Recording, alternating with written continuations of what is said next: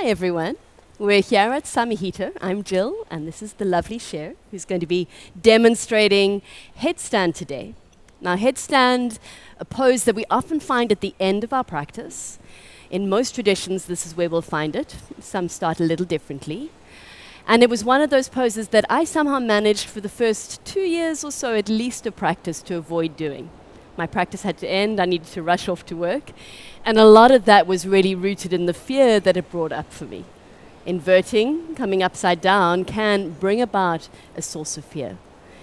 And it was only once I realized the only way I was going to get over that and learn how to do this practice was to practice every day. Something clicked. And once I learned the foundations of a good headstand, it allowed me to quickly, within a week, move into that pose. Sometimes learning how to fall can help as well, just allow you to know that you can safely come out of it. But really, essentially, doing it every day is going to allow you to drop into that. And this will be one of the poses that I will do every single day now. So headstand, although it's called headstand, the pressure is not on our head. You might see some people coming into tripod headstand, a very different pose. Schnitzel might demonstrate that later, we'll see. A bit hard with those little arms, but you never know. But tripod headstand, you'll be putting quite a lot of pressure in your head. That is not a good pose to do at the end of your practice, when you're looking at allowing the nervous system to calm down and settle.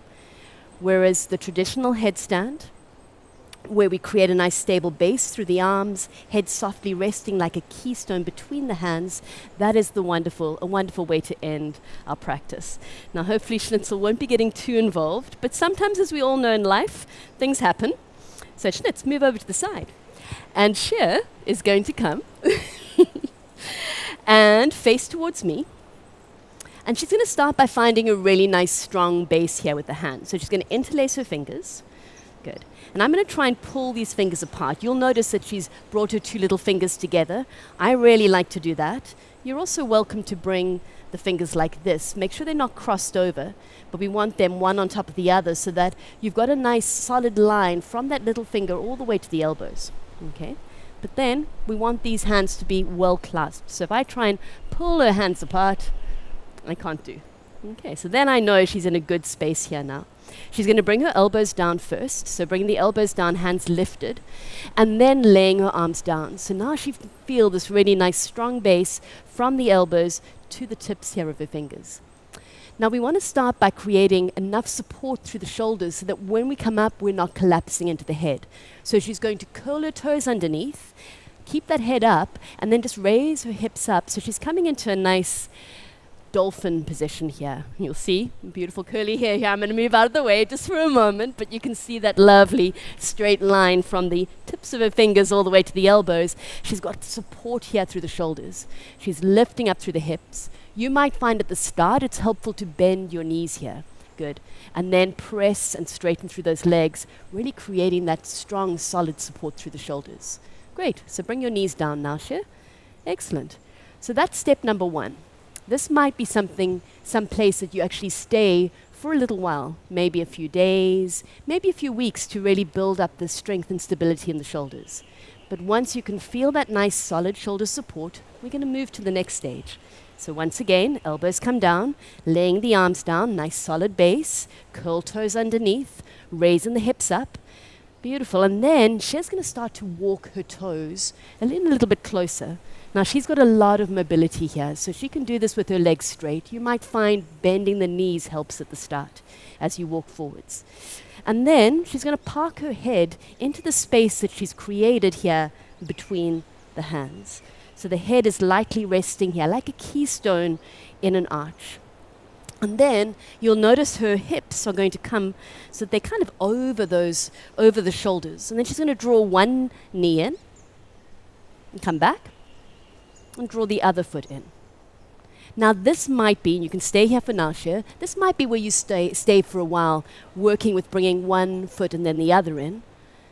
But then, third stage, you might find you can bring both. Good. Both legs in. She's lifting up through the sit bones, dropping down. You might stay there for a few days, a few weeks to find that stability and balance. Good. And then bring your feet down. Good. And come down. So knowing that at any stage you might need to take child's pose. So come down, just have a little rest. Notice her hands are out in the front, so she's once again giving her shoulders a nice sense of relaxation here. They've been supporting her. Here she finds a release. Good. So now she's in that stage where she knows she can bring both knees in. And we're going to see if we can start to straighten out through the legs. So great, she sets up, finds a solid base, lifts up through the sit bones, walk, walk, walk in. Good, and then bringing both knees in, yeah. Nice, finding that balance, keeping the legs together and then reaching up through the balls of the toes. She reaches up towards the ceiling. Good, so she's reaching up through those toes as she roots down through the arms. Finding a nice solid central plane here. Now your gaze is possibly just a soft gaze down the nose. I quite like to actually close my eyes when I come into that headstand. You come into a nice quiet space. Could hold this for 30 seconds, for a minute, but if you can, working up towards 3 minutes of holding this pose nicely. To come down, she's going to draw her knees in towards the chest, and then bringing the toes down to the earth. And once again, coming down into child's pose, feeling that lovely release and space here through the shoulders once again. Beautiful. So these can be the steps of coming into headstand. I'm going to show you one final option. Once all of these places, these points are in place, a really beautiful way to come in is using the Uddiyana zone that we've spoken about so much, this really lovely support here through the lower belly. So once again, Shreya's going to set herself up in the same way. Raise the legs up. Good. Come back, park her head there. Now she's going to walk, and she's going to walk far enough so that her legs start to become light, almost like magic. They're going to come light, and she's going to slowly move her toes up towards the ceiling. Good. Evening herself up. Good. Finding that balance in the center, feeling this beautiful sense of dropping down through the center of her body. Now the next part, and you might have heard a teacher saying this, half bend in headstand. So she's going to bring her toes towards the back of the mat and then pause when she gets to this halfway point. This is when we really feel that lovely scooping sensation here through the lower abdomen. I'm going to get her to bring her toes back up again, so you might hold that half bend for a minute or so. Nice. And then she's going to once again float those toes towards the back of the mat. Notice how her hips come towards the front of the mat to find equilibrium and balance. Great. Toes come down. And once again into child's pose. So you can stay in that child's pose if you can, as long as you held that headstand, just allowing yourself to feel a lovely release. And simple. Only way you're not going to get it is by not doing it. I really encourage you to try. And maybe soon we'll see you here at Samahita floating your way up to headstand when we do our final inversion at the end of our practice. So don't forget to subscribe to our YouTube channel. Join us for more tutorials like this. Thank you, Shreya. Thank you, Schnitzel. Next time, Schnitzel doing tripod headstand. See us there.